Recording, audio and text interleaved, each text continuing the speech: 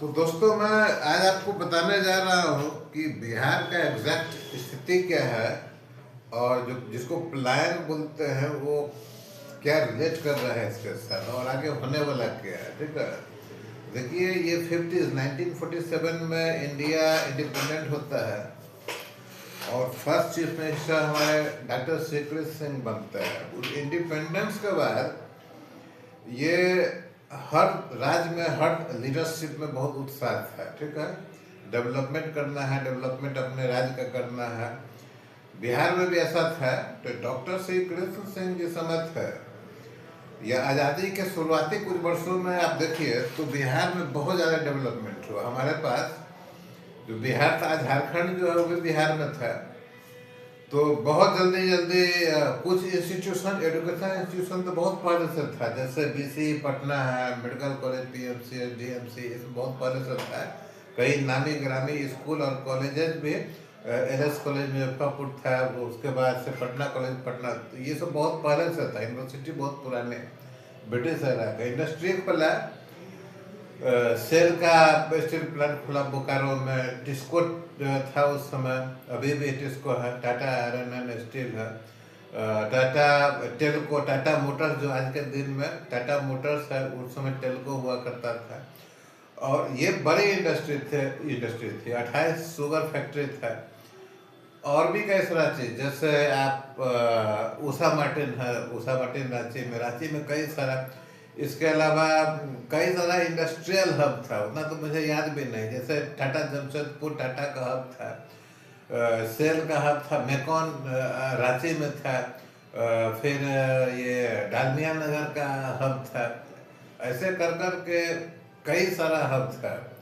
बिहार में सबसे अधिक इंडस्ट्रियल हब था अगर कंपेयर करते हैं देश के साथ। ठीक है, उस समय हम लोग जो अनाज वगैरह का जो व्यवस्था था, खाने का चीज का, बहुत सारा चीज हम लोग इंपोर्ट पर डिपेंड करते थे। गेहूं मक्का वगैरह सब बाहर से आता था, चीनी भी बाहर से आता था। ठीक है, और क्रूड डीजल वगैरह तो आता ही था, अभी भी आता है। तो सबसे पहला जो विकास के तरफ जो योजना बना, जो ग्रीन रेवोल्यूशन, हरित क्रांति बोलते हैं, वो बना। और उसका एक सेंट्रलाइज या फ्लैगशिप प्रोजेक्ट बन गया, जो कहिए वो पंजाब और हरियाणा के एरिया में रखा गया। भाई, पंजाब और हरियाणा का रेंज में, उस एरिया में जो लैंड है उसका फर्टिलिटी बिहार के मुकाबले बहुत ही कम है। बिहार में पहले से ही रिवर है, पहले से ही फ्लड द्वारा उपजाऊ मिट्टी को लाया जाता है। पंजाब हरियाणा में चीज नहीं था। वहाँ बड़ा डैम बना, भाखड़ा डैम बना। नेहरू जी उस डैम को टेम्पल का नाम दिए थे। उससे पंजाब हरियाणा को सिंचित किया गया, जगह जगह कैनाल बनाया गया। ये सभी चीज इसलिए संभव हुआ क्योंकि दिल्ली हमारा राजधानी था और दिल्ली में ही सभी वो लीडरशिप था सेंटर का।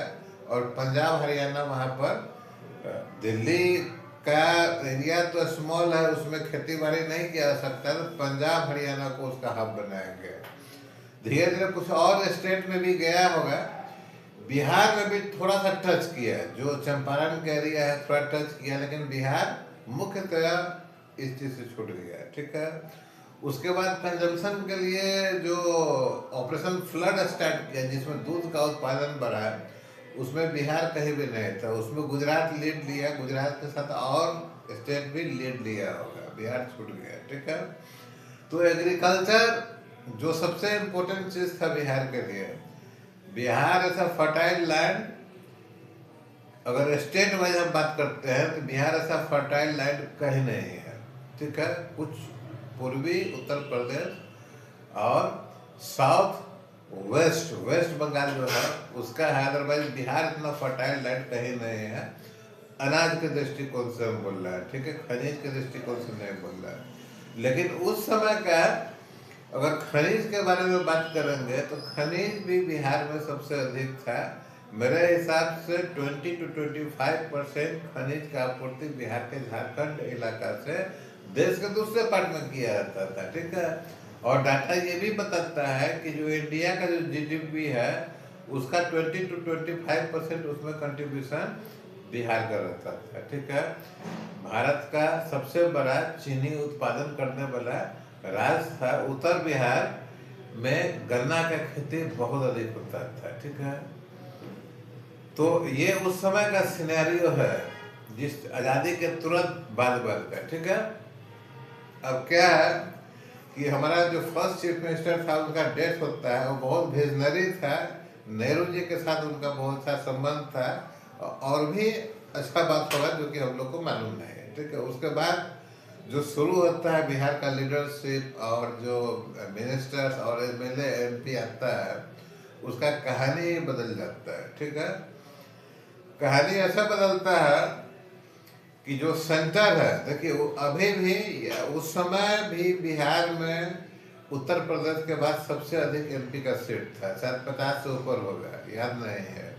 यूपी में भी 80 के आसपास होगा, वो भी हमको याद नहीं है। लेकिन दोनों स्टेट का एमपी का अगर सीट मिला दिया जाए तो केंद्र में जो गवर्नमेंट बनता है उसका बहुत बड़ा रोल था। यही कारण है कि मैक्सिमम जो चीफ मिनिस्टर, प्राइम मिनिस्टर जो बने हैं इंडिया का, मैक्सिमम उत्तर प्रदेश से। आप शुरू से काउंट करके देख लीजिए, बीच में एक दो इधर उधर हुआ है, ठीक है। मैक्सिमम जो बढ़िया मिनिस्ट्री मिल रहा है कैबिनेट रैंक में, उत्तर प्रदेश और बिहार के लोगों को ही मिला है, आज भी मिलता है, ठीक है। आज कम हो गया है क्योंकि लीडरशिप चेंज हो गया है, लेकिन जब तक कांग्रेस रहा, जो मैक्सिमम टाइम ऐसा ही हुआ है। तो हुआ क्या, डॉक्टर शेखर सिंह के बाद जो हमारे यहाँ जो लीडरशिप आया, देखिए ब्रिटिश टाइम में है, ब्रिटिश टाइम में है जो आपको सुजाउद्दौला ये सब का समय रखिए, जिसमें ब्रिटिश इन्फिल्ट्रेशन हो रहा था। बिहार का व्यवस्था 1913-11 के आसपास तक जो ब्रिटिश एम्पायर था, उसका इंडियन कैपिटल यहाँ कलकत्ता था। तो वो एरिया बहुत अधिक अफेक्टेड था, जिसमें बिहार, बंगाल वगैरह भी था। तो उसमें सिस्टम क्या डेवलप किया, सामंतवादी प्रथा, जमींदारी प्रथा, ठीक है। टैक्स वसूलने का जो अधिकार था वो जमींदारों को दिया गया था, ठीक है। और चूंकि उस समय उतना अधिक इंडस्ट्री नहीं था, इसीलिए खेती मुख्य आय होता था।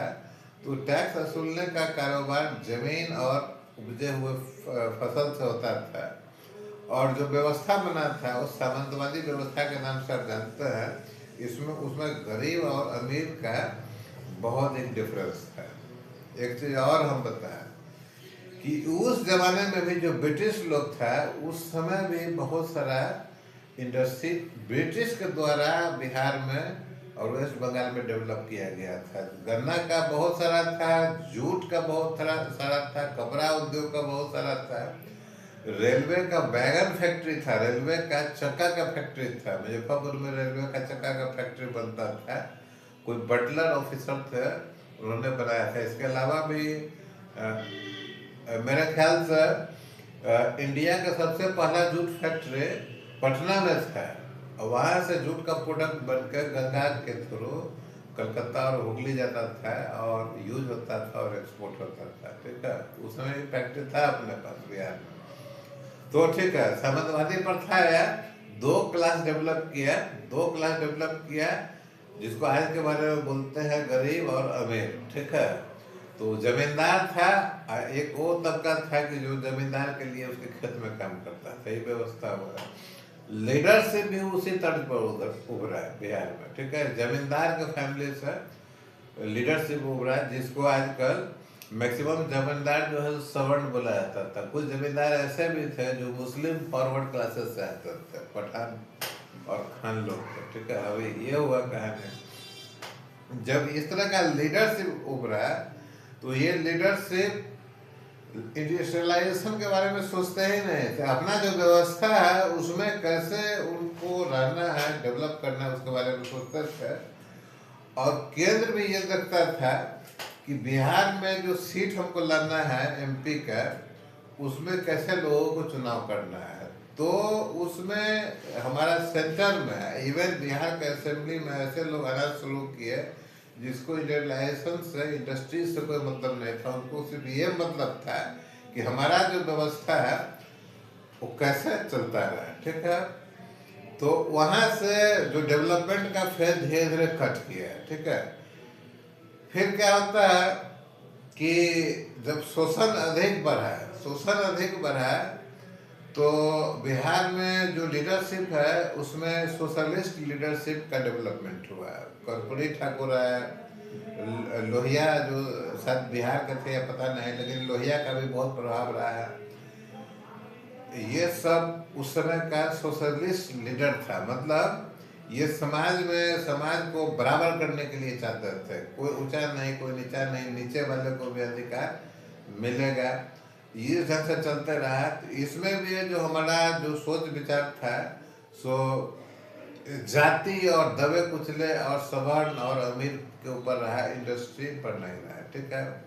इसी बीच जो दूसरे राज्य थे वो क्या कर रहे हैं, देखिए बिहार लैंड लॉक्ड भी है लेकिन फिर भी इंडस्ट्री था, क्योंकि गंगा रिवर से हमारा सामान ढुलाई होता था, ठीक है। उस समय दूसरे राज्य क्या कर रहे थे, उस समय दूसरे राज्य के लीडरशिप कर रहे थे कि अपने राज्य को कैसे बढ़ाना है, क्योंकि गंगा के किनारे में जितना उपजाऊ है कहीं है नहीं। भले ही कहीं छत्तीसगढ़ या कोई बॉल ऑफ राइस बोलता है, कोई कुछ बोलता है।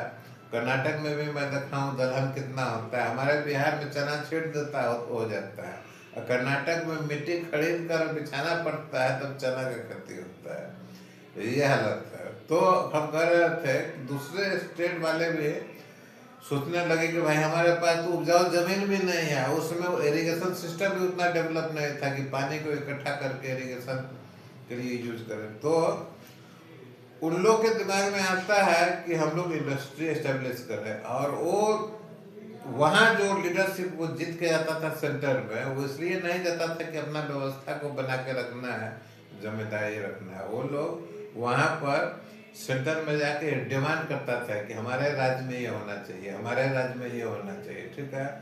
और हम बिहार से डिमांड नहीं आता था, बिहार में डिमांड होता था कि किस जाति का कितना वोट है, इसलिए हमको टिकट मिलना चाहिए, ठीक है। टिकट के लिए जाता था लोग।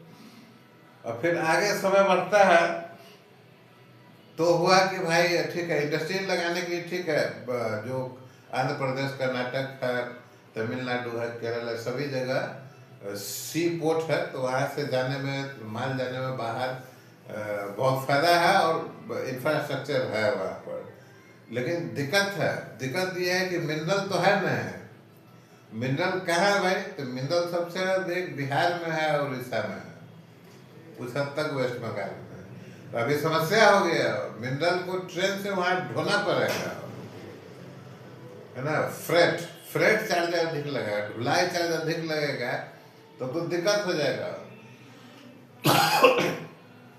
तो बहुत सारा इंडस्ट्री तो झारखंड उड़ीसा में आकर लगाया है, ठीक है, लेकिन दूसरा स्टेट कैसे डेवलप करेगा। गवर्नमेंट का एक पॉलिसी आता है, वो सबसे अधिक डैमेज किया बिहार को। पॉलिसी क्या आता है, फ्रेट इक्वलाइजेशन, ठीक है। फ्रेट इक्वलाइजेशन मतलब हिंदुस्तान में बिहार और उड़ीसा से मिनरल का ढुलाई होकर कहीं भी जाएगा तो उसका रेट वही होगा जो कि बिहार में है। मतलब कि अब आंध्र प्रदेश, तमिलनाडु, कर्नाटक, राजस्थान, गुजरात को उसी दर पर मिलने लगा खनिज लवण जिस दर पर बिहार में इंडस्ट्री को मिलता था, ठीक है। अब देखिए एडवांटेज चेंज होता है, एडवांटेज चेंज हो गया वहां पर कि बिहार में लैंडलॉक कंट्री है लेकिन गंगा से ढुलाई होता है, लेकिन उन लोग को पूरा का पूरा सी मिल गया, ठीक है। तो मिनरल उसी रेट पर मिला और सी मिल गया मिनरल को एक्सपोर्ट करने के लिए, ठीक है। तो वो लोग इंडस्ट्रियलाइजेशन में बहुत ही तेज हो गया है, बहुत ही तेजी से डेवलप हुआ है, ठीक है। अब नया इंडस्ट्री बिहार में नहीं लगकर साउथ की तरफ शिफ्ट होता है। यही कहानी शुगर मिल की तरफ भी होता है। इधर बिहार में जो लीडरशिप डेवलप हो रहा है वो वोट के चक्कर में सो जनता का लीडर कम होके एक गुंडा वर्ग हो रहा है, ठीक है। लोग वोट के लिए किसी भी तरह जीतना है, इसीलिए ऐसे लोगों को पार्टी टिकट देने लगा जो कि गुंडा एलिमेंट बिहार का, ठीक है। उसको ये गुंडा एलिमेंट हो या गुंडा एलिमेंट बन गया, उसको ये टारगेट दिया गया कि किसी भी तरह आपको वोट लेना है। जब वोट कैप्चरिंग, वो बोथ जो होता है, बूथ बूथ कैप्चरिंग जब बिहार में शुरू हुआ, किसी भी तरह जीत के आना है, मार के, जी के, काट के, जैसे भी करके, ठीक है। तो ऐसा लोग बिहार के असेंबली में पहुंचने लगा। संयुक्त बिहार की बात कर रहे हैं, बिहार के असेंबली में भी वैसा ही लोग पहुंचने लगा, और केंद्र दिल्ली में भी वैसा लोग पहुंचने लगा, ठीक है। फिर पढ़ा लिखा वर्ग क्या करता था? पढ़ा लिखा वर्ग जो हमारा था, उस समय बिहार में प्राइवेट सेक्टर में टाटा इंडस्ट्री था, तो टाटा में जाता था, और कोई दूसरा व्यवस्था अधिक नहीं था, जिसके कारण उसी समय से बिहार का जो पढ़ा लिखा वर्ग वो बीपीएससी और यूपीएससी को टारगेट करने लगता है, ठीक है। फिर कुछ ऐसा वर्ग निकला जो कि अधिक धन, अधिक वो एडुकेशन लेना चाहता था, स्पेशलिस्ट होना चाहता था, वो आईआईएम गया, आईआईटी गया, और वहाँ से विदेश जाने लगा, ठीक है। तो एक तीसरा वर्ग उतरा, ठीक है। एक गुंडा एलिमेंट, एक लीडरशिप, एक ऐसा वर्ग जो कि प्लान को प्रमोट करना शुरू करता है बिहार में, ठीक है। ये कहानी है। फिर धीरे धीरे चलता है, बिहार का जो सबसे हिट इंडस्ट्री था जूट और शुगर इंडस्ट्री, वो डैमेज होता है। जूट इंडस्ट्री इस ढंग से डैमेज होता है कि जूट जो हमारा इंडिजीनियस क्रॉप था, जिसके फाइबर से हम लोग बहुत सारा प्रोडक्ट बनाते थे, वो व्यापार धीरे धीरे बांग्लादेश में शिफ्ट होता है। वेस्ट बंगाल नहीं बोल रहे, हम बांग्लादेश बोल रहे हैं, ठीक है। तो हमारे यहाँ जूट की खेती पर मार पड़ती है। और शुगर इंडस्ट्री के साथ ये होता है कि बिहार और उत्तर प्रदेश से शुगर इंडस्ट्री शिफ्ट होता है साउथ इंडिया की तरफ। कैसे होता है? वहाँ तो गन्ना नहीं होता है, तो उन लोगों ने क्या करना शुरू किया कि गन्ना का जो जूस होता है, वो जूस इंपोर्ट करना शुरू कर दिया दूसरे देशों से, शायद ब्राजील या मेक्सिको से, और डायरेक्ट जूस से वो लोग गन्ना बनाने लगा। मॉडर्न टेक्नोलॉजी लगाया, क्योंकि इंडस्ट्रियल डेवलपमेंट हो रहा था, इसीलिए जो इंडस्ट्रियलिस्ट है और इंडस्ट्री के साथ शुगर के इंडस्ट्री पे डालना शुरू किया। रेणुका शुगर का नाम आप सुने होंगे। आज के डेट में हमको लगता है कि महाराष्ट्र नंबर 1 जो है सो शुगर प्रोड्यूसर हो गया। तो इस ढंग से गन्ना का जो खेती है धीरे धीरे बंद होने लगा, क्योंकि शुगर इंडस्ट्री नॉर्थ बिहार से शिफ्ट करके, नॉर्थ बिहार में भी शुगर इंडस्ट्री या यूपी में जो था, वो लोग जो इंडस्ट्रियलिस्ट उद्योगपति थे, उनका दूसरे जगह था इंडस्ट्री, है ना। तो वो लोग अपना इंडस्ट्री बाहर लाने लगे। आज के डेट में 1 या 2 शुगर प्लांट बिहार में चल रहा है, ठीक है। तो इस ढंग से बिहार से इंडस्ट्री भी चला गया, और इंडस्ट्रियलिस्ट चला गया, पढ़ा लिखा लोग चला गया, माइग्रेट हो गया, लेबर भी चला गया। बच कौन गया? हमारा लीडरशिप, लीडर्स और गुंडा, ये 2 एलिमेंट बिहार में बच गया, ठीक है, जिसका परिणाम आज हम देख रहे हैं, ठीक है। फिर आगे क्यों नहीं इंडस्ट्रियलाइजेशन हुआ? तो आगे हमारा लीडरशिप कभी सेंटर में डाला ही नहीं अपना रिक्वायरमेंट कि हमको इंडस्ट्री चाहिए। जो इंडस्ट्री है वो बंद होते चला गया, ठीक है। कुछ इंडस्ट्री पॉलिटिकली मोटिवेट होके आया, रेल कुछ फैक्ट्री वगैरह कहीं कहीं लगा, सब चीज़ हुआ। वो ये जो रिसेंट गवर्नमेंट में लगा ये सब चीज़, तो वो सब सक्सेसफुली चल रहा है, लेकिन कब बंद हो जाए ये कहना मुश्किल है, ठीक है। क्योंकि उससे बड़ा बड़ा इंडस्ट्री बाहर चल रहा है, और हम लोग का, मेरा विश्वास है कि जो यूनियंस है इस तरह का इंडस्ट्री को डैमेज करेगा, ठीक है, उसको भी चलना मुश्किल है। तो आज के डेट में भी ये कहना मुश्किल है कि प्रयास करने के बावजूद भी इंडस्ट्री आएगा ऐसा चांस लगता नहीं है। क्योंकि नीतीश कुमार के आने के बाद बिहार में समिट हुआ था इंडस्ट्री को लगाने के लिए, बहुत सारा उद्योगपति आया, प्रोमिसेस भी हुआ, एमओयू भी साइन हुआ। उसी समय गुजरात वाइब्रेंट हुआ, वहाँ जाके इंडस्ट्री लगा दिया, ठीक है। अभी 4 जो है सो सेमीकंडक्टर चिप्स बनाने का फैक्ट्री इंडिया में लग रहा है, तो रिसेंट डेवलपमेंट है। 3 गुजरात को मिला, 1 आसाम को मिला, तो बिहार में भी लग सकता था। उसमें तो अधिक पॉल्यूशन और लैंड का जरूरत नहीं है। लैंड के नाम से एक और चीज है जो अभी अभी अभी अमित शाह जी शायद शायद ऐसा सुनने में आया कि बोले थे कि बिहार में इंडस्ट्री इसलिए नहीं लग रहा है क्योंकि लैंड नहीं है। अब इसके पीछे का कहानी क्या है कि जो कार्बन फुटप्रिंट वगैरह का जो बातचीत होता है, कार्बन उत्सर्जन चाइना अधिक करता है, ये अधिक करता है, इंडिया अधिक करता है, उसको घटाना है। तो एनवायरमेंटल इशू भी जबरदस्त है, बिहार को इम्पेक्ट किया है। एनवायरमेंटल इशू में यह है कि बड़ा इंडस्ट्री के लिए जो लैंड आपको एक्वायर करना है, वो लैंड को लेकर कंडीशन ये है कि वो फर्टाइल नहीं होना चाहिए। शायद ऐसा कंडीशन है कि जो जिस लैंड में 2 क्रॉप्स लगता है वो फर्टाइल है, ठीक है, और उसको इंडस्ट्री के लिए एक्वायर नहीं किया जा सकता है, ठीक है। तो ये कंसर्न आप इंडस्ट्री लगाना है तो एनवायरमेंटल से आपको क्लियरेंस लेना पड़ेगा, हाई राइज स्ट्रक्चर लगाना है तो एविएशन से क्लियरेंस लेना पड़ेगा, तब आपको लाइसेंस मिलेगा। तो इंडस्ट्री का जो नॉर्म्स है आपको लागू होगा, फिर व्यवसाय आप कर पाएंगे। अब अगर बिहार में ऐसा लैंड है कि 3 क्रॉप्स होता है, तो जब एनवायरमेंटल क्लियरेंस मिलेगा ही नहीं उसको, है ना, और लॉ है कि उस लैंड को एक्वायर नहीं कर सकते हैं, तो आपको इंडस्ट्री लगाने के लिए जमीन कहाँ से मिलेगा, ठीक है। अब अभी रिसेंटली अदानी को जो लीज पर दिया गया है जमीन, लीज पर दिया गया है, 1 रुपया एकड़ क्या बोलता है वो लीज होता है जनरली।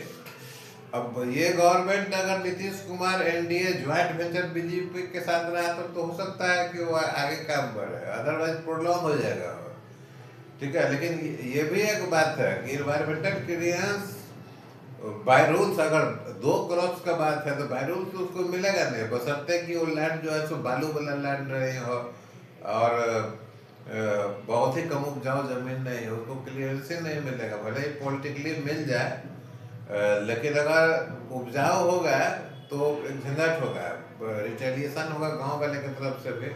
लेकिन चूंकि बिहार में आर्थिक स्थिति ठीक नहीं है, लोग चाहे तो अपना जमीन, निजी जमीन को बेच सकता है, अपने इच्छा से बेच देगा, इंडस्ट्री वाले को एक्वायर नहीं कर सकता है, बेच सकता है। वेस्ट बंगाल में जैसा होता है, किसी इंडस्ट्री को अगर इंडस्ट्री लगाना है उद्योगपति को, तो वहाँ जमीन आपको खरीदना पड़ेगा, गवर्नमेंट आपको एक्वायर करके नहीं देगी। बिहार में भी आप खरीद के आप काम कर सकते हैं, लेकिन परमिशन एनवायरमेंटल डिवीजन से, पर्यावरण विभाग से लेना पड़ेगा। अगर उपजाऊ जमीन है तो बहुत सारा चक्कर है।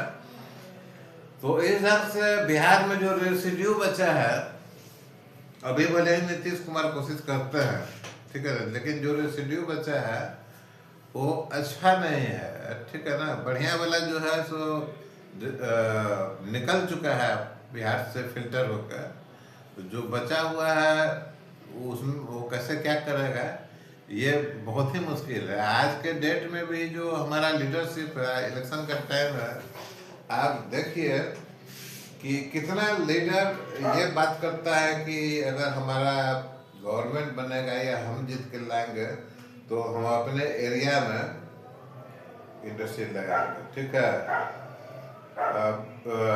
एग्रीकल्चर का 2-3 पोर्टफोलियो बिहार से है, चिराग पासवान जी है, हमको लगता है गिरिराज सिंह भी है, ये लोग एग्रीकल्चर से संबंधित थे, इनको मिनिस्ट्री दिया गया। लेकिन हमको नहीं लगता है कि जब से जीतते हैं तो बिहार में ये कुछ काम किए होंगे, ठीक है। एक काम हुआ है, मखाना बोर्ड के साथ गठन हुआ है, लीची लाख वगैरह का भी गठन हुआ है बिहार में बहुत पहले, मखाना बोर्ड का गठन हुआ है। तो मखाना व्यवसायी को फायदा होगा, उनका क्रॉप्स को ले जाएगा और बाहर एक्सपोर्ट करेगा। आज बिहार का मखाना इंडिया में हर जगह मिल रहा है, और 200 ग्राम का पुड़िया पैकेट जो है तो 400, 500, 800 ऐसा का चल रहा है, ठीक है। लेकिन सवाल उठता है कि जो बेच रहा है बाहर में उसको तो फायदा हो रहा है, तो हमारा जो क्रॉप ग्रोअर है, जहाँ दरभंगा में मखाना बनता है, उसको ठीक ठाक मिल रहा है कि नहीं, मतलब मिनिमम सपोर्ट प्राइस लगाने का जरूरत पड़ेगा क्या, ये देखना पड़ेगा, ठीक है।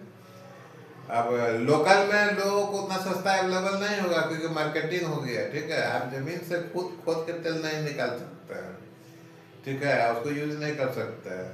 वो तेल का मार्केटिंग होकर पेट्रोल पंप पर पहुंचता है, वहां से आपको खरीदना है। तो मखाना के साथ भी आजकल वैसा ही हो गया है, स्टोर में अवेलेबल है, खरीदिए, रोड के किनारे शायद नहीं मिलेगा, जैसे शाही लीची नहीं मिलता है, शाही लीची पहले बिहार में बड़ा लीची होता था, जो मिलता था रोड के किनारे आपको मिल जाता, तो वो नहीं मिलेगा, वो सब जो है सो प्रोसेस में आ गया है। तो डेवलपमेंट का एक ये भी चीज़ होता है कि चीज़ें महंगा होता है, लेकिन चीज़ महंगा और डेवलपमेंट होगा तो पैसा आएगा तो महंगा चीज़ भी खरीदेगा। अब इतना महंगा चीज़ हो जाए कि बिहार के लोग खरीद नहीं पाए, वो खरीद गुजरात का लोग खरीदेगा, महाराष्ट्र का लोग खरीदेगा, तो बिहार के लोगों के पास इतना पैसा नहीं है। और जिसके पास पैसा है वो बिहार में रहता ही नहीं, बिहार का बाहर है, ये समस्या है। तो ये बड़ा बहुत ही बड़ा दुर्भाग्य की बात है कि आप पैसा अर्न करने के लिए, धन अर्जन करने के लिए अपने राज्य से बाहर चले जाते हैं, दूसरे राज्य में जाके काम करते हैं।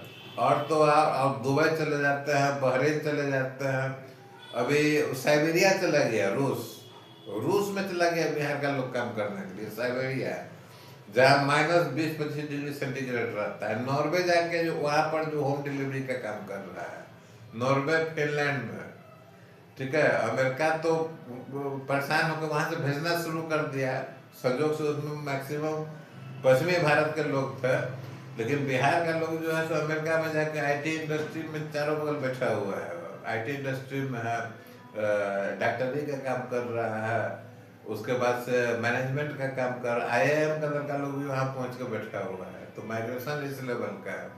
आज के डेट में बिहार में अगर आईआईटी से पीएचडी करके पहुँच जाए आदमी और आईआईएम से मास्टर्स लेके पहुँच जाए बिहार में, तो बिहार में वो एक रिक्शा वाला के बराबर में नहीं कमा पाएंगे, ये समस्या है। अब काम ही नहीं दे सकता है। गवर्नमेंट जॉब कितना है, गवर्नमेंट जॉब में से 20% सेंट्रल होगा, 80% बिहार का होगा। उसमें जो बिहार का है उसमें कितना रिजर्वेशन होगा, सेंट्रल में जो होगा कितना रिजर्वेशन होगा, कितना सीट खाली होगा। लेकिन जो और जॉब्स है और जो एजुकेशन से रिलेटेड लोग है उसके लिए कोई जॉब ही नहीं है। सवाल ये भी उठता है कि जब आप जॉब नहीं दे सकते हैं तो बिहार में आईआईएम कौन क्यों खोल के बैठा है, आईआईटी क्यों खोल के बैठा है, एम्स खोल के क्यों बैठा है? भाई इसलिए बैठा है कि बिहार में नहीं है, लेकिन बिहार के बाहर तो आवश्यकता है देश में, है ना। लोग होशियार निकलते हैं, विदेश चले जाते हैं, तो फिर बिहार में क्यों खुला है? बिहार में इसलिए खुला है कि खुलने से लगता है कि डेवलपमेंट हो रहा है, ठीक है। एक स्टेट में 4-5 एम्स नहीं खोला जा सकता है, 4-5 आईआईएम खोलेगा तो हल्ला हो जाएगा कि एक ही स्टेट के लिए कर रहा है, ठीक है। रोड से, हाईवे से या रेलवे से आपको पारादीप पोर्ट पहुंचना है, हल्दिया पोर्ट पहुंचना है, तो बिहार और झारखंड से ही होकर जाएगा, तो लगेगा कि बिहार का भी डेवलपमेंट हो रहा है। वो जगह नया ट्रैक बनेगा, नया रूट खुलेगा, नया ट्रैक तो नहीं बनता है, नया रूट खुलता है, तो कोई खास डेवलपमेंट तो होता नहीं है। पहले से तो अंग्रेज लोग बना के गया है रास्ता, उसी में एक और लाइन डालता है। हाँ, बिहार से ऐसा भी नहीं है कि बिहार से कोई मालगाड़ी अगर दिल्ली से चल के निकल रही है तो बिहार में लोडिंग होगा। बिहार में लोडिंग खनिज लवण का होता है जो झारखंड में चला गया, और जो आज का बिहार में है उसमें मुश्किल से हमें लगता है कि किसी विशेष हो सकता है कि सीमेंट का लोडिंग होता हो, कुछ जगह सीमेंट का लोडिंग होता है, क्रशिंग पैकेजिंग प्लांट है, तो वहाँ से लोड होकर बाहर निकलता हो। अदरवाइज 2-3 थर्मल पावर प्लांट है एनटीपीसी का, वहाँ कोयला का धुआं नहीं होता है, और तो कुछ है नहीं बिहार के लिए। तो आज के डेट में भी दुर्भाग्य वही है, आप देख ही रहे हैं कि इलेक्शन में क्या क्या हो रहा है, ठीक है। तो बिहार का डेवलपमेंट नहीं होने वाला है, ठीक है।